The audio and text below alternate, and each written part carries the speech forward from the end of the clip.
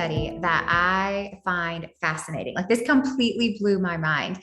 And one of the things that this study shared is that the coaching industry is the second fastest growing industry in the world.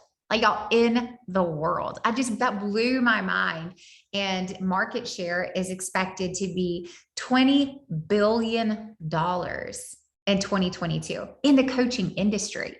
And here's the third thing that I thought was fascinating is that the fastest growing amount of services in the coaching industry are niche services. So what does that mean to you? Why am I talking about it?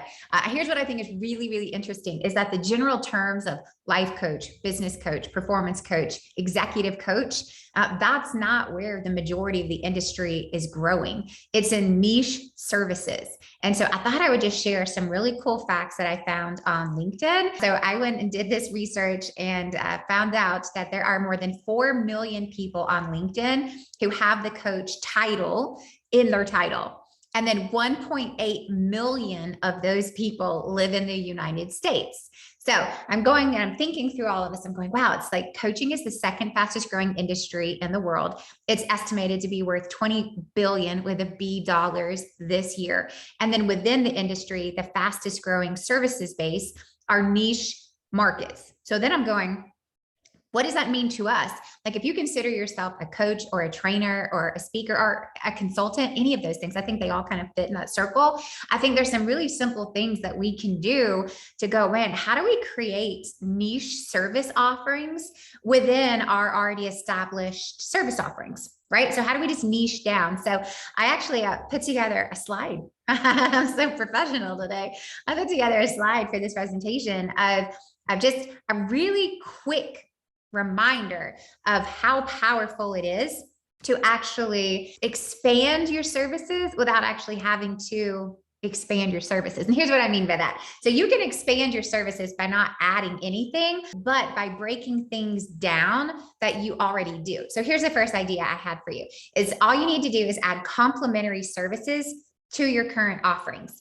So like, for example, if you are a marketing coach, right? So if you help coach people or consult people in marketing strategy, instead of calling yourself a marketing coach or having things a broad topic like that, break it down and go, my services include digital marketing and social media and design, right? So it's like I could come in here and coach you on anything from digital marketing to SEO to paid traffic to social media to aesthetics to copy to messaging. But each one of those could be their own unique service offerings underneath this larger offering that you have of marketing coaching. So that's just one idea.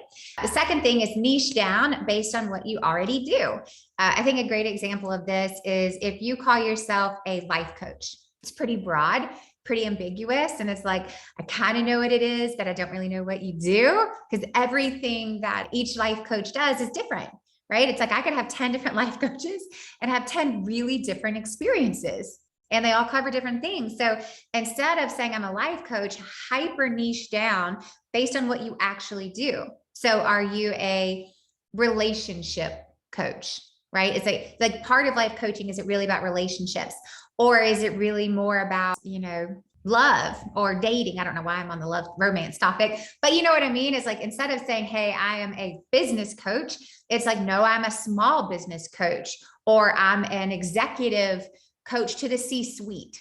So really niche down so that we're able to like clearly identify what it is that you do. And you're not changing anything other than making it hyper specific, which makes it super easy for me to know what you do. That's the second thing. And then the third thing is create a hyper focused market by simply getting more clarity around your core target audience, right? And so I think those are three things. And just on this third thing, and here's what I say, it's like, get so super clear on who you want to serve that they look for you. So back to that idea of, are you a business coach? Okay. But within that, are you really an executive coach? Okay. If you're really an executive coach, what kind of executive, right? It's like, are you a coach for CEOs, CFOs? Is it senior level leadership? Is it VP level? Like, what is it? It's like you want to get so super clear on who is the person you want to serve. So if I was scrolling through, which I did, scrolling through LinkedIn, and I saw so many people who are like business coach, business performance coach.